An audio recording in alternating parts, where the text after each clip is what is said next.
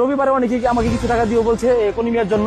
তো এইভাবে টুকটাক কাজ করতেছি। উনার হিসাব হচ্ছে উনি যে মাজার তৈরি করে কাজ করে সেই মাজারে আমি কেন যোগ দেই, তার মাজারে আমি যোগ দিই না অ্যাজ লাইক দ্যাট, মানে তাকে যে সবাই চাটে, রাসেল কেন চাটে না, এইটাই একটা ভিতরে একটা খুব। কিন্তু রাসেল তো আসলে চাটার জন্য আসে না, রাসেল কারো চাইতে আসে নাই, রাসেল ওর জন্মের আগে আসছে এই জগতে। উনি যখন ফেসবুক অ্যাকাউন্ট নাই তখন রাসেল আসছিল। তো ভালো কথা চলতেছে, হঠাৎ করে নামাজে পরে দেখি একটা অখাদ্য লাইভে ঢুকে সেরে এই সেই ফকিন্নির বাচ্চা আমার বাবার নিয়ে গালি এই সেই। আমি সব স্বাভাবিকভাবে নিলাম। কেন নিলাম? আমি জানি এই ছেলেটা আগে থেকে সাইকো, যেটা আমি জানি যে সাইকো যেহেতু এটা বলতে পারে, সমস্যা নেই, থাক বলুক। যে এইভাবে উনি আবার নিশাপানিও করে মনে হয়। এর আগেও তো আমি যতদূর জানি নকলাতে মোবাইল টোবাইল চুরি করছে, এটা আমরা শুনছি, কিন্তু কখনো বলি নাই, আজকে বলে দিলাম। মোবাইল চুরি করে ধরা টরা পড়ছিল, ল্যাংটা করে ফেলাইছিল, এটাও আমরা জানি, কিন্তু কখনো বলি নাই।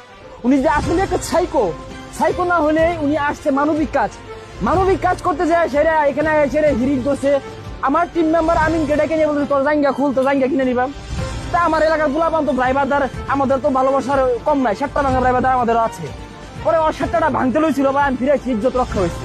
তো চেয়ার নিছিল মানার জন্য আমি মানে এটা বললাম, প্রোগ্রাম না থাকবে, আমরা ড্রাইভারদার এই এলাকায় একটা মানবিক কাজ করতেছি, তোমরা কি বিশৃঙ্খলা করে এটা বলে আমি শান্ত করে দিচ্ছি। উনি ওইখানে যায় সেটা হুমকি মারতেছে দূর থেকে, রিক মারতেছে, মানে একটা মাঝারি নিয়ে চলে।